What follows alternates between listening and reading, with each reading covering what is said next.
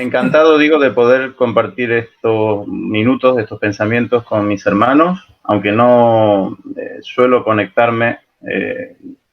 Os confieso que no me he perdido ninguno de los temas, gracias al trabajo también de Roxana, de Rachel, con la edición del vídeo que se sube a la página de YouTube. Yo les invito a mis hermanos no solo a compartir el enlace del directo, sino también a compartir la dirección del canal de nuestra iglesia, porque es de gran bendición para todo aquel que pueda escucharlo en el momento que tenga algún tiempo. Yo por motivos laborales muchas veces no, a esta hora no estoy disponible, pero lo escucho cada día.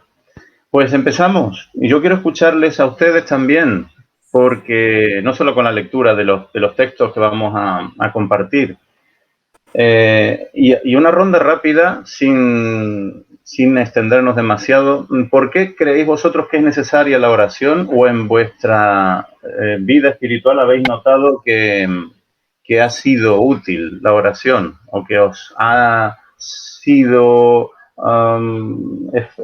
eficaz, os ha ayudado, os ha servido para acercaros más a Dios? ¿En qué circunstancias? ¿Y por qué en concreto? La pregunta es ¿por qué? Si tenéis algo así que compartir, es momento de hacerlo. La oración nos une a Dios y nos ayuda realmente en los momentos más difíciles que pasamos.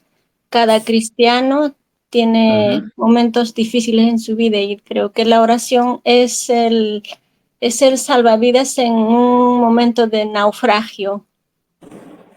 Muchas gracias, Guille. Y aparte de eso, pues la oración constantemente nos une, nos ayuda a contactarnos con el Señor. Nosotros que somos pecadores y débiles, Él es que es perfecto y poderoso. Muy bien, entonces por un lado es nuestro salvavidas en los momentos difíciles, es terapéutica, podríamos decir, porque nos ayuda a descargar en el Señor nuestras cargas, y por otro lado porque nos fortalece, nos conecta, ¿no?, con nuestro Padre amado, nuestro Creador. Bueno, si hay alguien más, si no, yo puedo comentaros que cuando leí el título pensé que el tema podría hablar acerca del poder de la oración intercesora, pero no. Quizá supuse que aclararía aquello de que no podemos cambiar a Dios por mucho que oremos, y oremos juntos, y oremos con fe, pero sí podemos cambiarnos a nosotros. Pero tampoco va sobre ese aspecto. Tal vez pensé que resaltaría la importancia vital de la oración para no caer en tentación, pero no va sobre esa faceta de la oración. Ni siquiera va a hablar acerca de las palabras de Jesucristo cuando dijo pedid y se os dará, porque muchos años pasé pensando que se refería a cualquier tipo de pedido, pero si seguimos avanzando en el texto, sabemos que se refiere justamente a concedernos el Espíritu Santo, pero tampoco va sobre eso, el tema de esta noche. ¿Alguien tiene algún otro comentario sobre por qué es necesaria la oración?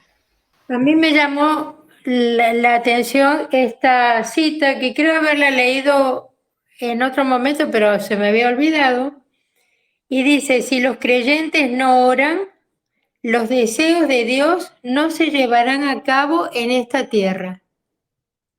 Y luego dice que Dios obra a través de las oraciones de su pueblo. Cuando Dios desea hacer algo en la tierra, es necesario que la humanidad ore para que Dios la cumpla. Es tremendo estas citas, ¿eh? Es impactante, realmente. Sí. Hoy vamos, gracias María Jesús, a centrarnos en la oración como llave en nuestras manos para que la voluntad de Dios pueda llevarse a cabo. Ese es el resumen, pero la mayoría de los cristianos sabemos que piensan, en su mayoría, como decimos, que la oración es importante, pero quizá no tengamos del todo claro por qué es necesaria. Y había una pregunta que me parecía también muy interesante en la parte de reflexión personal y análisis, que era la que decía, puesto que Dios es Dios y tiene el poder de hacer cualquier cosa que quiera, no va a cumplir su voluntad, ya sea que ores o no. ¿Por qué sí o por qué no? Pues la someto a vuestra consideración. Si Dios es todopoderoso y hay algo bueno que Él quiere darnos, porque depende de que nosotros oremos o no para concedérnoslo. Las bendiciones que el Señor está deseando derramar sobre nosotros son condicionales a que nos arrodillemos y lo pidamos en oración. Quizá esta sea una idea popular también, la de que orar es un privilegio, pero no es únicamente, no es exclusivamente un privilegio. Tiene que ser una necesidad. Y como estaba diciendo muy bien María Jesús, es necesario que los hijos de Dios oren porque pueda hacerse realidad la voluntad de Dios. Si no, no lo hubiera sugerido Cristo. Cuando nuestro Señor Jesús estuvo en la tierra, Él nos enseñó a orar a través de los discípulos cuando le preguntaron, ¿no?, cómo hemos de orar. Y Él, no lo vamos a buscar, pero bueno, todos conocemos el Padre Nuestro, ¿verdad? Él dijo, vosotros oraréis así. Y una de las primeras cosas, además de decirle, de llamar a Dios nuestro Padre, de demostrar el respeto, la cercanía, de santificar su nombre, enseguida dice, venga tu reino, hágase tu voluntad. ¿Cómo dice? Así en la tierra como en el cielo. Como en el cielo, así también en la tierra. Quiere decir que Jesús nos estaba enseñando a que debemos pedir que la voluntad de Dios sea hecha. No solamente como una expresión de deseo, no solo porque Dios sabe más que nosotros y su voluntad es infinitamente mejor que lo que nosotros podamos pedir. Él, al final de registro de esta oración modelo que nos enseñó en el Evangelio de Lucas, habla de pedir y se os dará. Y después nos centraremos un poco en eso, pero vamos a remontarnos un poco al inicio. Si los creyentes no oran, los deseos de Dios no se llevarán a cabo en esta tierra, como leía antes María Jesús. ¿Y qué tiene que ver el Génesis? A mí me despistó un poco el que fuera tan al comienzo de las Escrituras y de la historia del mundo. ¿Por qué nos lleva a Génesis el autor del tema de hoy? Allí al principio, recordáis, todos también conocemos bastante bien estos pasajes, cuando dice, entonces Dios dijo, hagamos al hombre a nuestra imagen, conforme a nuestra semejanza. Eso por si lo queréis leer después con tranquilidad, está en Génesis 1, 26 y 27. Y dice, y señoree, eso es un verbo que no usamos habitualmente, ¿verdad? El verbo señorear, pero ahora nos vamos a parar en el significado exacto, en los peces del mar, en las aves de los cielos, en las bestias, en toda la tierra y en todo animal que se arrastra sobre la tierra.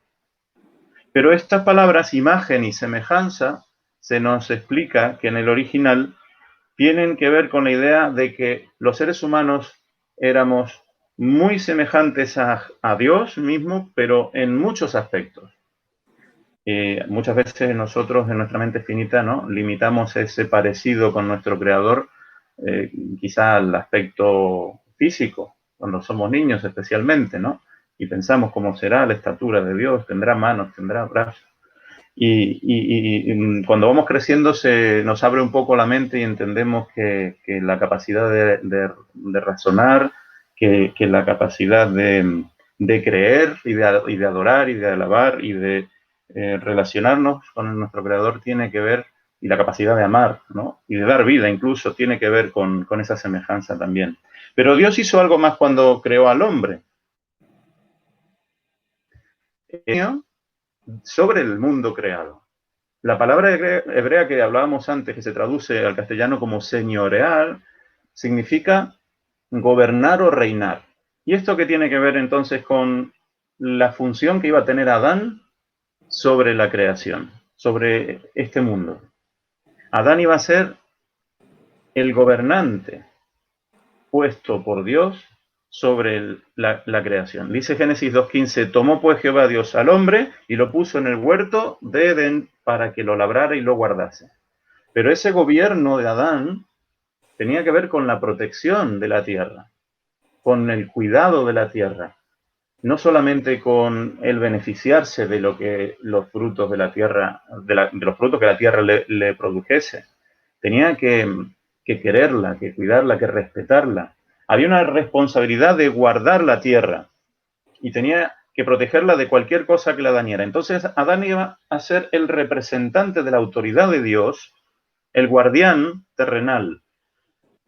Y Dios le da la inspiración al salmista para decir, en pasado algún tiempo, en el Salmo 8:5, dice, le has hecho poco menor que los ángeles, hablando del ser humano, y lo coronaste de gloria y de honra. Esa era la idea para nosotros de nuestro Padre. Que el mundo que pisábamos fuera el terreno de trabajo y nuestro regalo que cuidar. Dice el salmista gloria y honor, pero ¿sabéis que ese gloria y honor se entiende y se utiliza también cuando se refiere a la misión de un gobernante, de cualquier otro tipo de rey, de la autoridad que tiene para reinar? La tierra fue puesta bajo la autoridad de Adán, decíamos, ¿no? Lo que le pasara a la tierra dependía de Adán. Y entonces, ¿cómo casa todo esto con la idea de la necesidad de orar para que la voluntad del cielo sea hecha aquí en la tierra? La oración es necesaria porque desde el comienzo Dios quiso obrar mediante los seres humanos, no independientemente de ellos. Para llevar a cabo su voluntad en la tierra, Dios necesita de nuestras oraciones, porque hemos escuchado más de una vez que Dios no tiene ojos, que no tiene brazos, que no tiene manos, que no tiene pies, que nosotros somos la extensión de Dios aquí en la tierra. Por eso de cuando pedimos, ¿no? Darles de comer a los que no tienen. Y nosotros ignoramos un poco esa necesidad. Dios desea hacer algo en esta tierra, pero es necesario que la humanidad ore para que Dios cumpla su voluntad. Y hay muchos ejemplos, pero yo creo que en el mismo pasaje que citábamos antes, en el mismo Padre Nuestro, Jesús nos enseña a pedir, hágase tu voluntad en la tierra como en el cielo.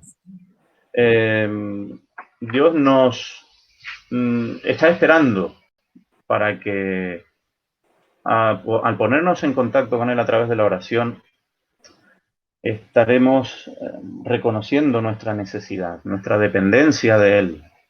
Es por eso que cuando, verdad que hay, bueno, aparentemente ya está un poco pasado eso, pero sigue habiendo personas muy fuertes, personas que toda la vida han gozado de buena salud y que cuando tienen algún malestar o algún achaque son reacias a ir al médico.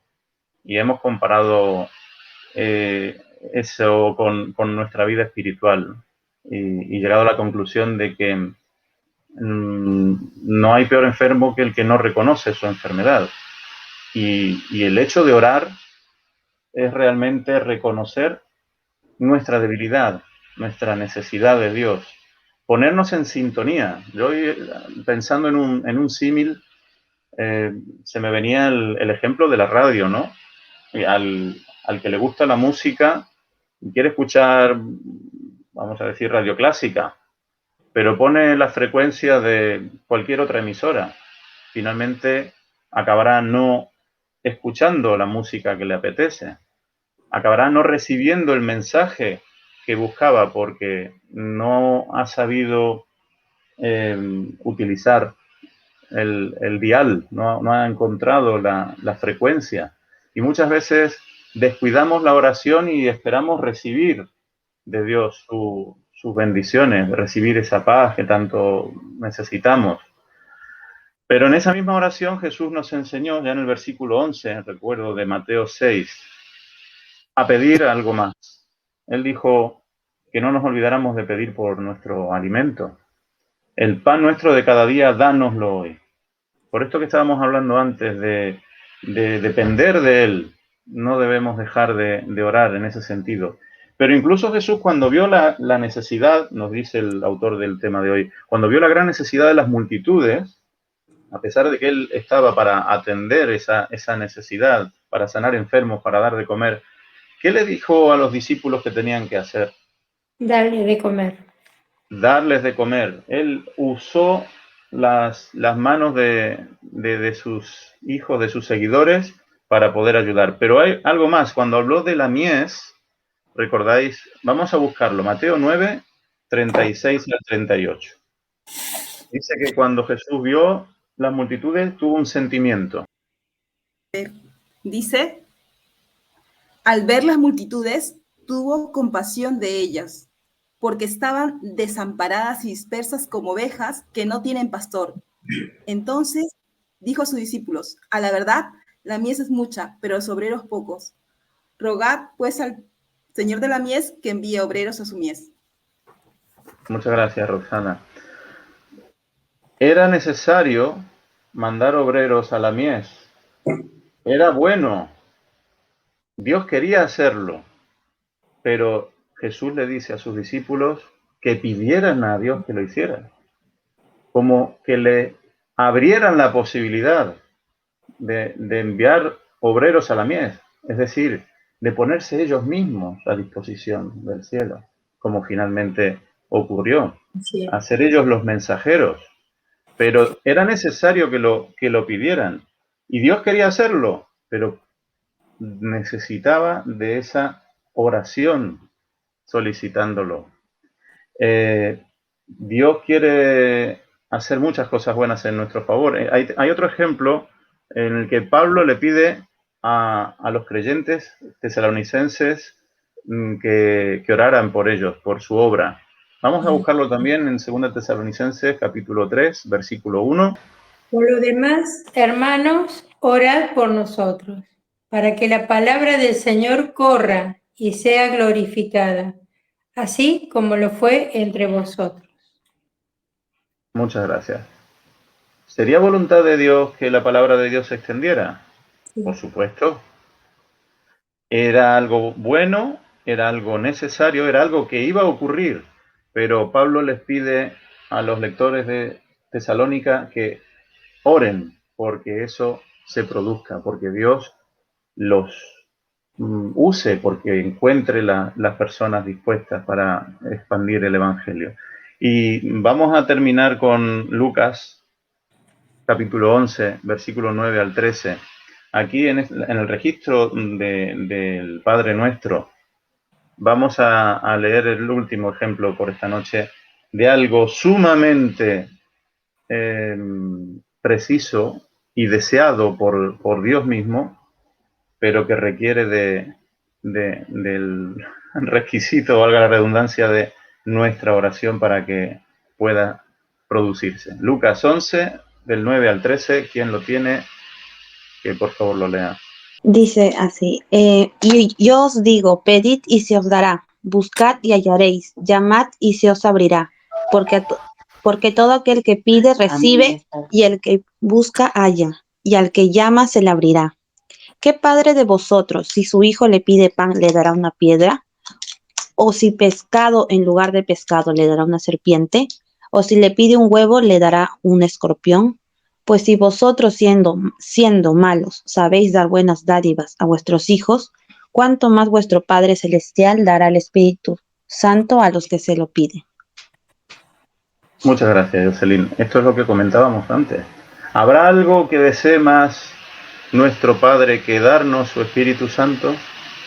Pues así todo, Él nos pone como requisito previo que lo pidamos, que oremos por Él. La oración es la llave que le permite a Dios hacer realidad sus deseos, su voluntad en nuestra vida y en esta tierra también. Entonces, todas las cosas que hemos hablado son voluntad de Dios, pero es necesario que el hombre ore por ellas. Es como si la oración liberara el poder de Dios. Y el plan de Dios que tiene para este mundo es obrar mediante, a través de la humanidad, no independientemente de ella, como hablábamos antes, no independientemente de nosotros. Tus oraciones y mis oraciones son esenciales, son fundamentales para que se haga la voluntad de Dios en tu vida y en la vida de aquellos por los que oras. Y yo no me resisto a terminar sin hablar de todas esas otras cosas por las que la oración es no necesaria, es imprescindible. He compartido en el grupo de la iglesia de WhatsApp y he puesto aquí en el chat un enlace a una recopilación de textos de Elena White y solamente voy a enunciar. Hay muchísimos textos y todos muy interesantes, pero seguro que la mayoría de estos títulos, ¿no?, que se le ponen a los fragmentos que se citan estaban en vuestra mente cuando yo preguntaba al principio ¿por qué es necesaria la oración? Escucharlo, que no tardaré demasiado. La oración, dice, es tan esencial como el alimento diario, porque la oración es la vida del alma. El ejemplo de Cristo nos demuestra la necesidad de orar. El crecimiento espiritual depende de la oración. La oración nos conecta con el cielo. La oración debe ser diaria y a primera hora del día. La oración es un deber. Cuanto menos ganas tengamos, de esto se habló en estos días, más oración necesitamos. La oscuridad rodea a quienes olvidan la oración. Satanás engaña a quienes no oran. Y ahora debemos orar más que antes.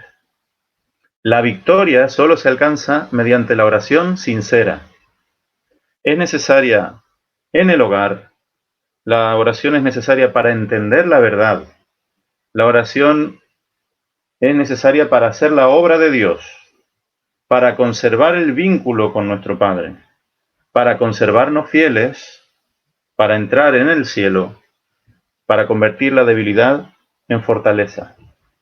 Todo esto son apenas enunciados de la enorme cantidad de escritos que tenemos del espíritu de profecía acerca de la oración. Los invito también a poder dedicarle unos minutos a leerlo para que entendamos, al menos racionalmente, la importancia de orar sin cesar, como nos invitan también las escrituras. Muchas gracias por la atención y espero que haya sido de bendición como lo ha sido para mí también este tema. Amén. Os invito para inclinar nuestros rostros y vamos a orar y finalizar esta noche. Querido Padre que estás en la altura de los cielos, oh Señor, bendito seas tú, nuestro Dios, creador del cielo y de la tierra, porque digno eres tú de recibir el poder, la gloria, ahora y por los siglos de los siglos.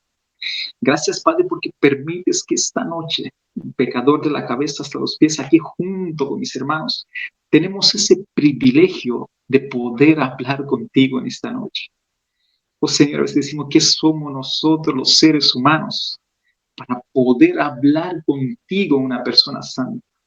Oh Padre, gracias por este regalo que tú nos has dado de poder hablar contigo a través de la oración.